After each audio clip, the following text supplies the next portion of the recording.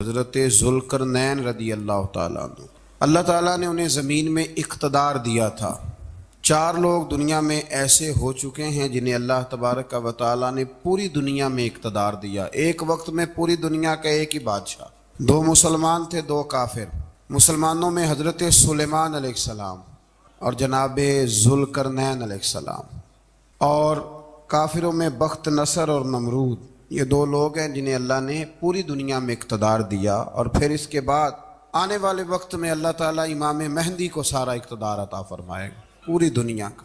حضرت ذوالقرنین کے بارے میں 2 روایات ہیں، ایک تو یہ ہے کہ وہ نبی تھے اور ایک یہ ہے کہ نہیں وہ ولی تھے، لیکن مجھے حضرت مولا علی شیر خدا رضی اللہ تعالیٰ عنہ کا قول ملا ہے جس میں آپ نے فرمایا کہ نہیں وہ نبی نہیں تھے، تو اس لیے میرا نظریہ یہی ہے کہ وہ اللہ کے ایک نیک بندے تھے۔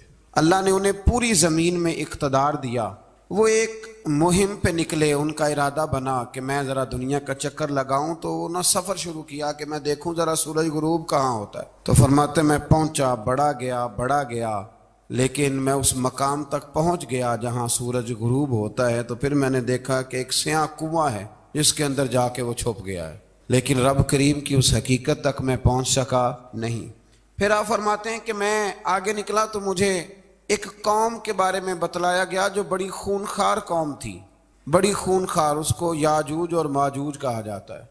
یہ قوم اتنی خونخوار تھی کہ یہ درندوں کو بھی کھا جایا کرتی تھی، اتنے لمبے چوڑے ان کے قد تھے، اتنے زیادہ طاقتور تھے کہ سانپ اور بچھو بھی کھا جاتے تھے۔ یہ نکلا کرتے تھے سبزے کے دنوں میں تو ساری کھیتیاں اجاڑ جاتے تھے، ہر چیز تباہ کر جاتے تھے، حتیٰ کہ انسانوں تک کو کھا جاتے تھے۔ تو حضرت ذوالقرنین جب وہاں پہنچے، اللہ تبارک و تعالیٰ نے انہیں ان مظلوم لوگوں کا مددگار بنایا جن پر یاجوج اور ماجوج کی قوم ظلم کرتی تھی۔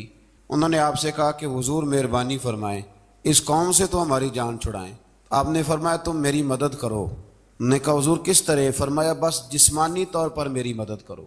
تو آپ نے پھر وہاں ایک دیوار بنائی، لوہا کاٹ کر، سیسا پگھلا کر، پتھر ڈال کر ایک بڑی موٹی تازی دیوار بنائی، اور اتنی اونچی بنائی، اور پھر اس کے چاروں جانب آگ جلائی تاکہ وہ لوہا اس طرح پگھل جائے کہ وہ دیواروں کے ساتھ چپک جائے، تاکہ کوئی آدمی پیر رکھنا چاہے تو پیر رکھ کے اس پہ چڑھ نہ سکے۔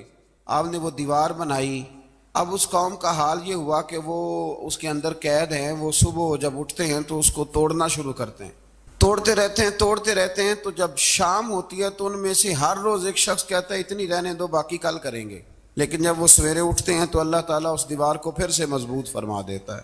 نبی کریم علیہ السلام نے فرمایا قرب قیامت میں ایک وقت آئے گا، قیامت کے قریب جا کے ایک ٹائم ایسا آئے گا کہ اس مخلوق میں سے ہی ایک شخص پکارے گا اور پکار کے کہے گا کہ اب سو جاؤ انشاءاللہ۔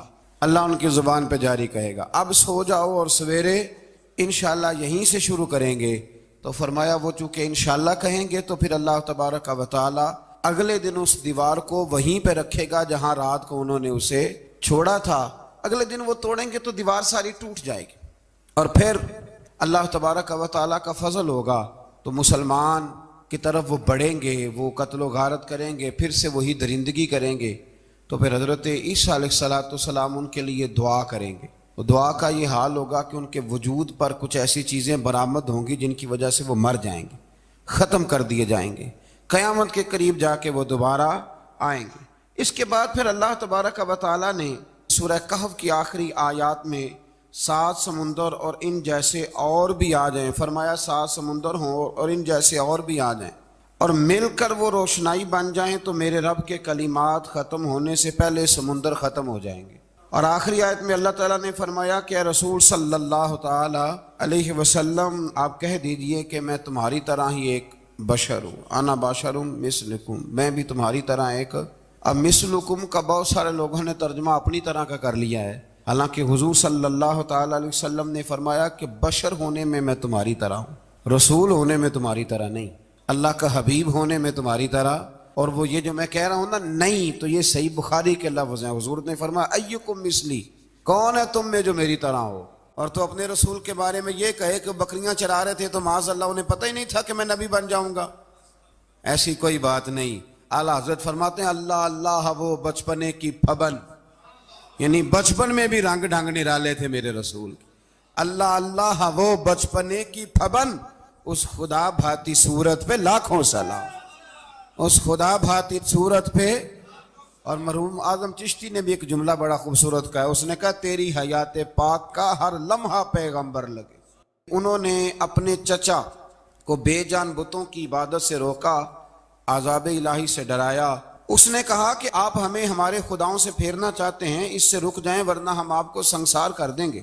ابراہیم علیہ السلام نے کہا کہ میں آپ کے لیے اپنے رب سے استغفار کرتا رہوں گا، وہ مجھ پر بہت مہربان ہے۔ تو اللہ تبارک و تعالیٰ نے انہیں اسحاق علیہ السلام بیٹے اور یعقوب علیہ السلام پوتے کی بشارت دی، اور یہ بھی فرمایا کہ یہ دونوں نبی بھی ہوں گے۔ پھر آیت نمبر 51 سے لے کر 58 تک مختلف انبیاء کا ذکر ہے۔ اللہ تعالیٰ نے اس میں فرمایا کہ حضرت موسیٰ کو برگزیدہ رسول، نبی اور اللہ کا رازدار کہا گیا، اور حضرت ہارون کی نبوت کا بیان بھی ہوا، اور حضرت اسماعیل کو وعدے کے سچے، نماز اور زکوٰۃ کا حکم دینے والے رسول اور نبی اور اللہ کا پسندیدہ قرار دیا گیا۔ ادریس علیہ السلام کو صدیق نبی قرار دیتے ہوئے فرمایا کہ ہم نے ان کو بلند جگہ پہ بٹھایا ہے۔ کہاں ہے ادریس علیہ السلام؟ چوتھے آسمان میں بھی، اور جنت کا قول بھی ہے۔ دو روایتیں ان کے بارے میں ملتی ہیں، ایک تو یہ ہے کہ وہ حضرت ملک الموت سے ایک دفعہ کہنے لگے تو میرا یار نہیں بن جاتا؟ اللہ ہی بھلا کرے۔ حضرت اسرائیل کو کہنے لگے دوست بن جو، کہا بن جاتے ہیں، دوستی ہو گئی۔ فرمانے لگے یار موت کا ذائقہ کیسے چکھاتا ہے؟ کہنے لگا میں آپ کو چکھا دیتا ہوں۔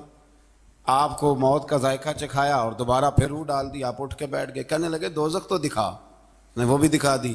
فرمایا جنت تو دکھا، جنت بھی دکھائی۔ تو کہنے لگا واپس چلیں، فرمانے لگے اب تو نہیں جانا۔ ہاں کیوں؟ فرمایا رب فرماتا ہے ہم فیہا خالدون، جو جنت میں آئے گا یہیں رہے گا۔ نے کہا جناب وہ تو پہلے موت کا ذائقہ چکھنا ہے، پل صراط جو دوزخ کے اوپر ہے وہاں سے گزرنا ہے۔ تو آپ فرمانے لگے یہ دونوں کام میں کر چکا ہوں اور تو نہیں کرائے ہیں، لہذا میں آ گیا ہوں تو میں نے یہیں پہ رہنا ہے۔ اب حضرت ملک الموت علیہ السلام نے عرض کی مالک یہ تیرا بندہ، فرمایا تیری دوست بھی اس کے ساتھ لگی تھی تو میری توفیق سے ہی لگی تھی، اور یہ یہاں تک آئے بھی میری توفیق سے ہی ہے، میرا ارادہ بن گیا انہیں یہاں رکھنے کا۔ میری طلب بھی تو تیرے کرم کا صدقہ ہے، میری طلب بھی تو تیرے کرم کا صدقہ ہے۔ یہ پاؤں اٹھتے نہیں بلکہ یہ اٹھائے جاتے ہیں، تو یہ بھی تو اس کا کرم ہوتا ہے نا کہ وہ کس طرح کر کے کسی کو نوازتا ہے۔ آیت نمبر 59 میں اللہ تعالیٰ کے فرما بردار اور سرکش بندوں کے احوال اور جو ان کے آخرت میں احوال ہوں گے ان کا ذکر کیا گیا ہے۔ آیت نمبر 66 میں بتایا گیا ہے کہ منکرین آخرت حیات بعد الموت کے بارے میں ہمیشہ شک میں مبتلا رہے۔ انہیں یقین ہونا چاہیے کہ مرنے کے بعد دوبارہ وہی خالق زندہ کرے گا جس نے پہلی بار بغیر کسی نام و نشان کے پیدا کیا۔ آیت نمبر 76 میں بتایا کہ جو لوگ گمراہی میں مبتلا ہیں ان کے ابتلا میں اضافے کے لیے مہلت کی مدت بڑھا دی جاتی، اور جو ہدایت یافتہ ہیں ان کو مزید استقامت نصیب ہوتی ہے۔ اللہ کے ہاں ثواب اور انجام خیر کے اعتبار سے باقی رہنے والی نیکیاں سب سے زیادہ بہتر، ایسی نیکیاں کریں جو باقی رہیں ہمیشہ، کیا کہتے ہیں صدقہ جاریہ۔ آیت نمبر 81 میں فرمایا کہ مشرکین اس امید پر اللہ کے سوا معبودان باطل کی عبادت کرتے ہیں کہ مشکل میں ان کی مدد کریں گے، فرمایا ہرگز نہیں، وہ ان کے دشمن بن کے عبادت کا انکار کریں گے۔ آیت نمبر 88 میں بتایا کہ کفار نے اللہ کی طرف اولاد کی نسبت کر کے نہایت سخت بات کی۔ یہ تو اتنا سنگین جرم ہے کہ اس سے آسمان پھٹ پڑے، زمین شک ہو جائے اور پہاڑ ریزہ ریزہ ہو جائیں۔ مزید فرمایا کہ آسمان اور زمین میں جو کوئی بھی ہے سب اللہ کے حضور بندے بن کے حاضر ہوں گے۔ آیت نمبر 97 میں فرمایا جو لوگ ایمان لائے اور نیک کام کیے عنقریب رحمان لوگوں کے دلوں میں ان کی محبت پیدا فرما دے۔ یہ جو شرک والا معاملہ ہے نا یہ بڑا سادہ سا ہے۔ کچھ لوگ آج نئے فلسفی اٹھے ہیں تو وہ کچھ عجیب و غریب سی باتیں دہریوں جیسی کرنے لگے ہیں، اور بعض مضامین ہم دیکھتے ہیں تازے جو چھپتے ہیں ان کے اندر بھی وہ اشارتاً کنایاتاً مذہب کی بنیاد پر تقسیم نہیں ہونی چاہیے، انسان بحیثیت انسان قابل تکریم ہے۔ تو ایک بات سمجھ لیں کہ جو مکان کی رجسٹری آپ کے نام ہے اگر کوئی اور دعویٰ کرے اس کا تو آپ کو برداشت ہے؟ یہ ہو نہیں نہ سکتا میاں۔ ملک میں وزیر کئی ہو سکتے ہیں پر وزیر اعظم ایک ہوتا ہے، اس کو سمجھ لیں۔ تو جب اللہ کی توحید میں کسی کو شریک ٹھہراتا ہے تو وہ بہت بڑا جرم کرتا ہے، وہ بہت بڑا جرم کرتا ہے۔ یوں سمجھ لیں کہ جیسے آپ کی 5 مرلے کی زمین پہ کوئی آ کے قبضہ کرے، اسے مار دینے کو دل کرتا ہے۔ اس لیے یہ ساری زمین رب کریم کی ہے، آسمان و زمین کا خالق اور مالک۔ تو شرک ناپسندیدہ بات، ناپسندیدہ۔ سورہ طٰہٰ شروع ہوتی ہے۔ اس سورہ طٰہٰ میں نبی پاک صلی اللہ تعالی علیہ وسلم کو رب کریم نے فرمایا کہ محبوب قرآن اس لیے نازل نہیں کیا تھا کہ آپ مشقت میں پڑ جائے۔ نبی کریم لمبی لمبی نمازیں پڑھتے تھے، لمبی لمبی، تو قرآن مجید نے کہا طٰہٰ ما انزلنا علیک القرآن لتشقی، محبوب قرآن اس لیے نازل نہیں کیا کہ آپ مشقت میں پڑ جائیں۔ حضور لوگوں کو بڑی جد و جہد کے ساتھ دین کی طرف بلاتے تھے، تو کہا محبوب قرآن اس لیے نازل نہیں کیا تھا کہ آپ مشقت میں پڑ جائیں، آپ تو مشقت کرنے لگ گئے۔ وہ یا رب اپنے محبوب کو کہہ رہا ہے، جیسے سورہ مزمل میں بات ہوئی نا کہ محبوب تھوڑا آرام بھی فرما لیا کر، محبوب تھوڑا آرام بھی فرمائے۔ پھر فرمایا کہ یہ قرآن نصیحت کے لیے نازل ہوا ہے، اور اللہ ظاہر و باطن سب کو جانتا ہے، اور وہ وحدہ لا شریک ہے، اور سارے اچھے نام اسی کے ہیں۔ آیت نمبر 10 میں فرمایا کہ مدین سے واپسی کے سفر کے دوران موسیٰ علیہ السلام اس واقعے کا بیان کیا کہ وہ اپنی جگہ پر رکے ہوئے تھے، تو وہیں انہیں غیب سے ندا آئی کہ اے موسیٰ میں آپ کا رب ہوں، آپ وادی مقدس میں ہیں تو ادباً اپنے جوتے اتار دیجئے، میں نے آپ کو چن لیا ہے، میرے پیغام وحی کو توجہ سے سنیے، میں اللہ وحدہ لا شریک ہوں، میری بندگی کیجیے، میری یاد کے لیے نماز قائم کیجیے، قیامت آنے والی ہے، اسی کی طرف آپ توجہ فرمائیے۔ اسی موقع پر آپ کو جو معجزات عطا کیے گئے ان کا بھی ذکر ہے، اور وہ ہم پیچھے بہت ساری جگہوں پہ اس کا ذکر کر آئے کہ اللہ تعالیٰ نے ان کو ایک ایسا عصا عطا فرمایا تھا کہ وہ ایک دم میں ہی بہت بڑا اژدہا بن جایا کرتا تھا، اور پھر حضرت سیدنا موسیٰ علیہ السلام اپنا ہاتھ گریبان میں ڈال کے نکالتے تھے تو آفتاب کی طرح روشن ہو جاتا تھا۔ اقبال کہتے ہیں ید بیضا لیے بیٹھے ہیں اپنی آستینوں، ید بیضا لیے، چمکتے ہوئے ہاتھ ہیں ان کے، تو یہ اپنی آستینوں میں چھپا کے بیٹھے ہیں۔ پر اقبال نے یہ ولیوں کے لیے کہا ہے، نہ پوچھ ان خرقہ پوشوں کی، ارادت ہو تو دیکھ ان کو، ارادت ہو تو محبت کے ساتھ دیکھ، تنقید کے ساتھ تو پتہ ہے پھر بندے کو کوئی شے نہیں ملتی، آنکھیں گونگ ہو جاتی۔ ارادت ہو تو دیکھ ان کو، ید بیضا لیے بیٹھے ہیں اپنی آستینوں میں۔ پھر اللہ تعالیٰ نے نا حضرت موسیٰ علیہ السلام کو حکم دیا تھا کہ فرعون کو دعوت دیں، تو حضرت موسیٰ نے دعا مانگی جو آیت نمبر 25 اور 28 میں موجود ہے، رب اشرح لی صدری ویسر لی امری واحلل عقدۃ من لسانی یفقہوا قولی، اے میرے رب میرے لیے میرا سینہ کھول دے، میرے لیے میرا کام آسان کر دے، میری زبان کی گرہ کھول دے تاکہ وہ لوگ میری بات کو سمجھ سکیں۔ یہ آپ نے دعا فرمائی، اور آگے جا کے مزید آپ نے التجا کی کہ میرے خاندان میں سے میرے بھائی ہارون کو اس مشن میں میرا وزیر بنا دے تاکہ مجھے تقویت ملے، اور اسے میرا شریک کار بنا دیجیے۔ اللہ تعالیٰ نے ان کی اس دعا کو قبول فرما لیا۔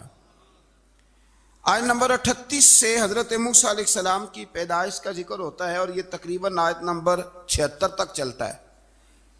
واقعہ آپ نے پہلے بھی سنا ہوا ہے، اپنے لفظوں میں بھی عرض کیے دیتا ہوں۔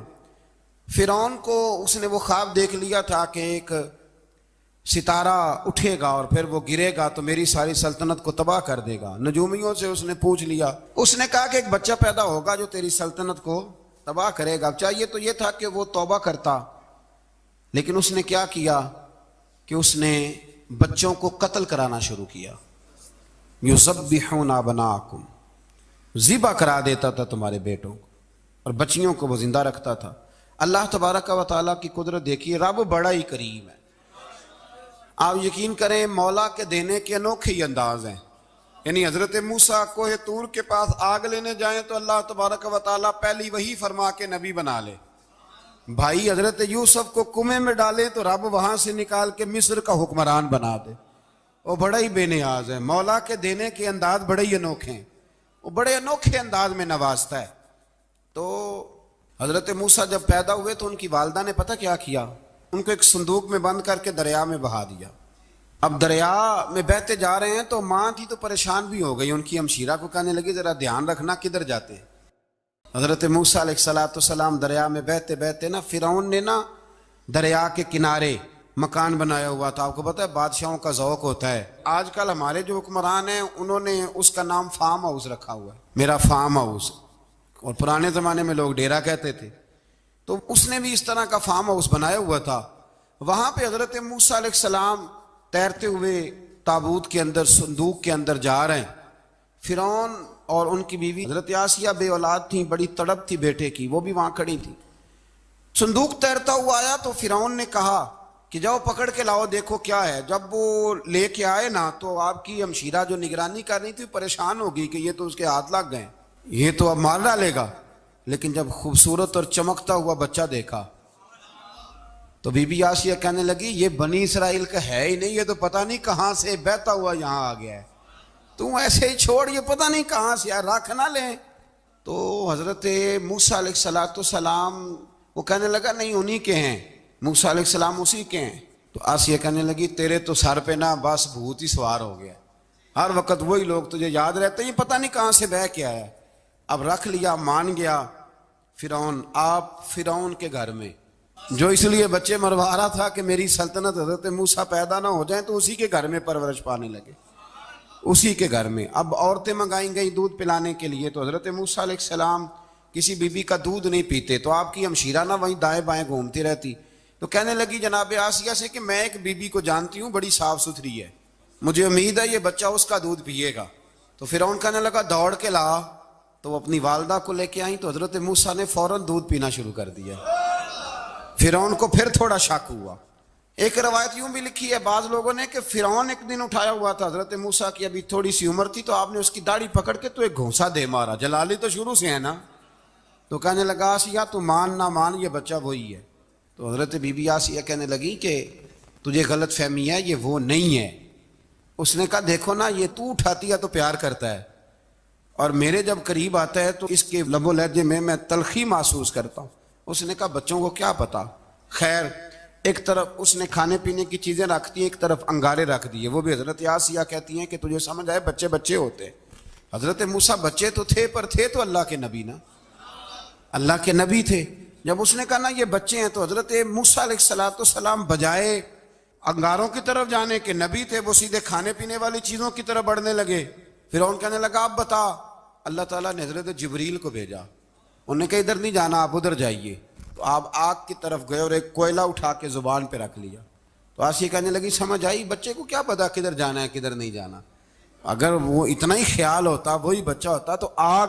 اور بعض مفسرین نے لکھا ہے یہ جو حضرت موسیٰ دعا مانگتے تھے نا رب اشرح لی صدری ویسر لی امری, یہ وہ آگ کا انگارہ جب کوئلہ منہ میں رکھا تھا نا, تو اس کی وجہ سے زبان میں کچھ لکنت آ گئی. تو آپ دعا کرتے تھے کہ یا اللہ میری زبان کی وہ بند گرا کھول دے, تاکہ میں کھل کے فرعون کے سامنے بات کر سکوں. وہیں حضرت موسیٰ پلنے لگے, وہیں پلے, وہیں جوان ہوئے, وہیں اللہ نے ساری دولتیں دی. بہن بھی ملی, ماں بھی ملی, اور سارے عزیزوں کا پیار بھی ملا.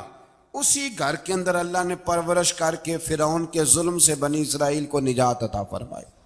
آج نمبر 77 سے موسیٰ علیہ السلام کو حکم ہوا کہ راتوں رات بنی اسرائیل کو لے کے نکل جائیں.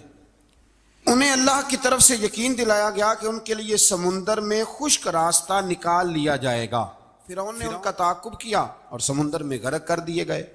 اس مقام پر اللہ تعالیٰ نے بنی اسرائیل پر اپنے احسانات کا ایک بار پھر ذکر فرمایا. حضرت سعد بن ابی وقاص رضی اللہ تعالیٰ عنہ بھی ایک دن جہاد کے لیے نکلے تو رستے میں سمندر آ گیا. حضرت موسیٰ کی قوم کو نا سمندر نے رستہ دیا تھا. تو جناب سعد بن ابی وقاص سمندر کے کنارے کھڑے ہو کے, اب وہ لوگ پوچھنے لگے حضور کیا کرنا ہے. فرمایا کرنا کیا ہے, ابھی دیکھیں کیا ہوتا ہے. تو فرمانے لگے وہ سمندر و دریا, اگر تو حضرت موسیٰ کی نافرمان قوم کو رستہ دیتا ہے تو ہم تو رسول اللہ کے فرما بردار غلام ہیں, ہمیں بھی رستہ دے. تو 12 رستے بن گئے دریا میں سے. جناب سعد بن ابی وقاص لشکر لے کے گزر گئے, باہر گئے تو ایک دفعہ پھر صحابہ کو یقین دلایا. فرمایا کسی کی کوئی چیز تو نہیں رہ گئی دریا میں. دشت تو دشت ہیں دریا بھی نہ چھوڑے ہم, بحر ظلمات میں دوڑا دیے. اب میں کیا کروں, علامہ اقبال نے ہر جگہ کلام لکھا ہے, ہر جگہ. آپ کو پتہ نا ایک صاحب مجھے بھی سمجھا رہے تھے, میں نے جمعے میں بھی وضاحت کی, کہنے لگے آپ اقبال کی بڑی تعریفیں کرتے ہیں. میں نے کہا مجبوری ہے، وہ کام ہی تعریفوں والے کرتے ہیں تو ہو جاتی ہیں، کیا کیا جائے. آمدام برسر مطلب. تو حضرت سعد بن ابی وقاص نے پوچھا کچھ رہ تو نہیں گیا؟ کہا جناب پیالہ رہ گیا میرا مٹی کا دریا میں. تو حضرت سعد بن ابی وقاص کہنے لگے کوئی مسئلہ نہیں، ہم رسول اللہ کے غلام ہیں. اور اس پر بڑی دلائل ہیں، وقت نہیں ہے آگے بڑھنا ہے. فرمایا او دریا، او ہمارا پیالہ تو واپس کر دے. تو ایک لہر آئی تو پیالہ بھی کنارے پہ پھینک گئی. تو اللہ تعالیٰ نے حضرت موسیٰ علیہ السلام کو کی قوم کو وہاں سے نجات دی. آیت نمبر 85 سے سامری کا ذکر ہے. سامری ایک جادوگر تھا. جب حضرت موسیٰ علیہ السلام تشریف لے گئے نا کوہ طور پہ، تو اس نے نا سونے کا ایک بچڑا بنا دیا تھا، اور اس کے منہ میں ایسی تاریں اس نے لگائی تھیں کہ جب ہوا چلتی تھی تو وہ تاریں بجتی تھیں. مفسرین نے لکھا ہے. تو بنی اسرائیل والوں کو یہ کہتا تھا دیکھو یہ بولتا ہے. تو بڑے کمزور ایمان کے لوگ تھے، اس طرف متوجہ ہو گئے. حضرت موسیٰ علیہ السلام واپس آئے تو انہوں نے پوچھا کہ یہ ماجرا کیا ہے. تو اس نے کہا کہ میں نے نا حضرت جبریل علیہ السلام کا گھوڑا جب چل رہا تھا تو ان کے پاؤں سے جو مٹی لگ رہی تھی وہ مٹی میں نے تھوڑی اٹھا لی تھی، اور وہ میں نے اس کے منہ میں رکھی ہے، جس کی وجہ سے اس کے منہ سے آواز ہے. وہ مٹی کب اٹھائی تھی وہ بھی لکھا ہے مفسرین نے کہ حضرت موسیٰ علیہ السلام نے جب کہا نا بنی اسرائیل والوں کو کہ گھوڑے ڈالو اندر، حالانکہ رستے بن بھی گئے تھے، پھر بھی کہنے لگے ایسا نہ ہو کہ اندر جائیں تو پانی پھر آ جائے. تو یہ جاتے نہیں تھے، ڈرتے تھے، کمزور ایمان کے لوگ تھے نا. اصل مسئلہ نا اندر کا ہے. آپ یقین کریں یہ بڑی باکمال بات ہے. میں تو اس نتیجے پہ پہنچا ہوں تھوڑی سی زندگی گزار کے کہ یقین اگر مضبوط ہو نا تو انسان کی زندگی کا ہر کٹھن رستہ آسان ہو جاتا ہے. لیکن جن لوگوں کے اندر مسائل بہت زیادہ ہوتے ہیں ان کے لیے بیرونی کوئی کام کرنا بھی بڑا ہی مشکل ہوتا ہے. تو یہ لوگ کہنے لگے کیسے اندر جائیں گے تو پھر نہ پانی مل جائے. تو حضرت جبریل امین آئے گھوڑی پہ بیٹھے ہوئے، انہوں نے آگے آگے گھوڑی دوڑائی. تو آگے گھوڑی دوڑی تو ان کے گھوڑے خود بخود پیچھے دوڑ پڑے. حضرت سیدنا جبریل کی گھوڑی جہاں پیر رکھتی تھی وہاں سے سبزہ اگتا تھا. سامری جادوگر تھا، حیرت انگیز چیزوں کو جمع کر لیتا تھا. اس نے وہ جمع کر کے رکھ لی اور بچڑا بنا دیا. تو حضرت موسیٰ علیہ السلام نے جب اس سے پوچھا تو اس نے یہ بات بتائی اور کہنے لگا یہ تدبیر مجھے میرے نفس نے سجائی تھی. حضرت موسیٰ نے اس سے کہا تو یہاں سے چلا جا، زندگی میں تیرے لیے وحشت کی سزا ہے اور تیری سزا کا وقت آخرت میں مقرر ہے. وحشت کا بھی عذاب ہوتا ہے کچھ لوگوں کو وحشت کا عذاب یہ ہوتا ہے، یعنی انسان ہر وقت خوف زدہ رہے. آیات بتاتی ہیں کہ اس پر کون سا عذاب ہے، اس پر ایک وحشت طاری رہے. اللہ سے دعا مانگیں اللہ تبارک و تعالی ان ساری آزمائشوں سے ہمیں محفوظ فرمائے. اسی تسلسل میں پھر قیامت اور سور پھونکے جانے کا ذکر ہے. آیت نمبر 105 سے فرمایا کہ لوگ آپ سے پہاڑوں کے متعلق سوال کرتے ہیں، آپ ان سے کہہ دیجئے میرا رب انہیں ریزہ ریزہ کر دے گا اور پوری زمین ہموار میدان کی طرح ہو جائے گی. آیت نمبر 109 میں قیامت کی ہولناکیوں کا ذکر ہوا اور فرمایا آج اللہ کی بارگاہ میں کسی کو مجال شفاعت نہیں ہوگی سوائے اس کے جسے وہ اذن شفاعت عطا کرے اور جس کے قول سے وہ راضی ہو. آیت نمبر 110 سے اکڑی گردنوں کے حی و قیوم کے سامنے جھکنے، ظالموں کے نامراد ہونے اور مومنین صالحین کے کامیاب ہونے کا ذکر ہے. آیت نمبر 114 میں علم میں اضافے کی تعلیم کے لیے دعا ارشاد فرمائی گئی ہے جو بڑی معروف ہے، رب زدنی علما. آیت نمبر 115 سے اس بات کا ذکر ہے کہ آدم علیہ السلام جو جنت میں درخت کے قریب چلے گئے تو یہ ان کی بھول اور اجتہادی خطا تھی. اللہ نے خود وضاحت فرما دی اور انہوں نے قصداً اللہ کے حکم کی نافرمانی نہیں کی.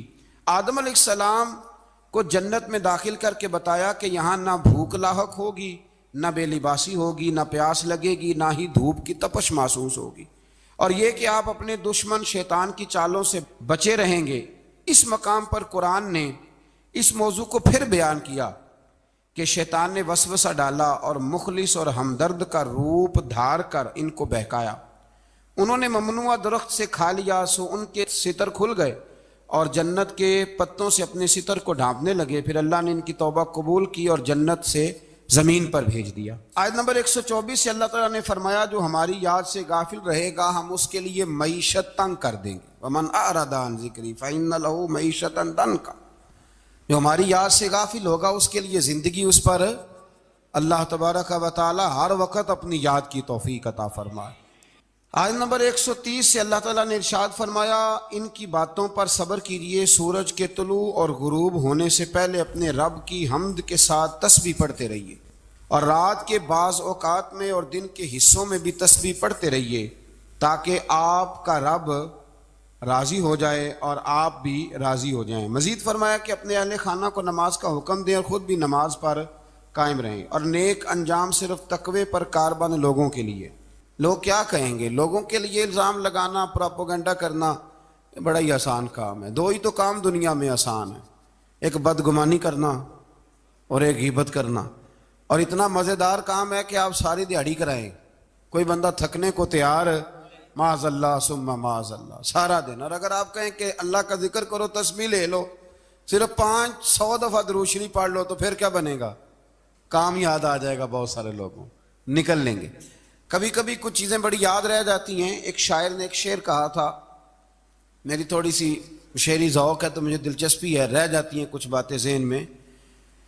ایک دفعہ ہمارے ایک دوست کے بارے میں کچھ پراپوگنڈا ہونے لگا، تو میں نے انہیں ایک شعر لکھ کے بھیجا، مجھے یاد تھا، میں نے ایک شعر لکھا۔ کسی شاعر نے کہا تھا کہ مخلوق تو فنکار ہے اس درجہ کے پل بھر میں، سنگے در کعبہ سے بھی اصنام تراشے۔ کعبے کے اندر سے مٹی لے کے لوگ بت بنا لیتے اور اللہ کا شریک بناتے ہیں۔ تو کہنے لگا شاعر کہ مخلوق تو فنکار ہے اس درجہ کے پل بھر میں، سنگے در کعبہ سے بھی اصنام تراشے، تم کون ہو کیا چیز ہے داغ کبابی، لوگوں نے تو مریم پہ بھی الزام تراشے۔ لوگ تو منٹ لگاتے ہیں، وہ جو رہی مسجد میں، پلی مسجد میں، لوگوں نے الزام لگانے کا وقت آیا تو الزام لگا دیا، سید عائشہ صدیقہ پہ لگا دیا، صدیق کی بیٹی اور صدیقہ۔ آپ سوچ سکتے ہیں کہ لوگ کہاں تک جاتے ہیں اور باتیں کہاں تک پہنچتی ہیں۔ تو یہ میرے رب کریم کا فضل اور کرم ہے کہ جناب مریم کی برات کا اعلان بھی قرآن نے کیا، اور حضرت عائشہ صدیقہ کی برات کا اعلان بھی قرآن پاک نے فرمایا، یہ بھی قرآن مجید نے فرمایا ہے۔ اور کل پرسوں بھی بات ہو رہی تھی حضرت یوسف علیہ السلام کی، تو الزام تو لگتے رہتے ہیں۔ تو میں نے اس دن بھی سوال کیا تھا، پھر دہراتا ہوں کہ غلطی کیا تھی حضرت یوسف کی؟ کبھی کنواں اندھیرا، کبھی بھائیوں کے تھپڑ، کبھی مصر کا بازار، اور ذرا سوچو تو صحیح، جب بولیاں لگتی ہیں انسان کی تو کیا حال ہوتا ہے۔ اور پھر ذرا یہ بھی تو دیکھو نا کہ جب زلیخا نے الزام لگایا تو پھر کیا حال ہے، اور پھر 12 سال کی جیل پر رب فرماتے ہیں شانیں میں نے یوسف کو ہی عطا فرمائی۔ تو حضرت مریم سلام اللہ علیہا جب وہ بیٹا لے کے گئی ان کے پاس، تو انہوں نے کہا یہ کہاں سے آ گیا؟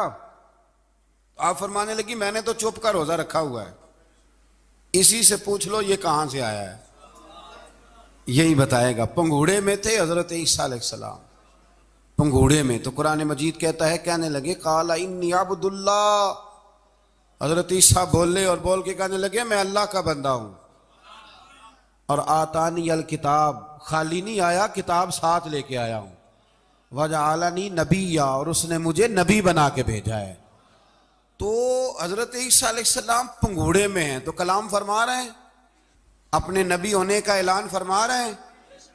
اب اس بندے کے قریب جا کے اس سے سوال کرنے کو دل نہیں کرتا جو نبی پاک کے بارے میں کہتا ہے 40 سال کے بعد نبی بنے۔ یہاں پنگوڑے میں حضرت عیسیٰ کلام کریں، پنگوڑے میں، اور وہ پنگوڑے میں کہے میں نبی ہوں، اور تو اپنے رسول کے بارے میں یہ کہے کہ بکریاں چرا رہے تھے تو معاذ اللہ انہیں پتہ ہی نہیں تھا کہ میں نبی بن جاؤں گا۔ ایسی کوئی بات نہیں۔ اعلیٰ حضرت فرماتے ہیں اللہ اللہ وہ بچپنے کی پھبن، یعنی بچپن میں بھی رنگ ڈھنگ نرالے تھے میرے رسول۔ اللہ اللہ وہ بچپنے کی پھبن، اس خدا بھاتی صورت پہ لاکھوں سلام، اس خدا بھاتی صورت پہ۔ اور مرحوم اعظم چشتی نے بھی ایک جملہ بڑا خوبصورت کہا ہے، اس نے کہا تیری حیات پاک کا ہر لمحہ پیغمبر لگے۔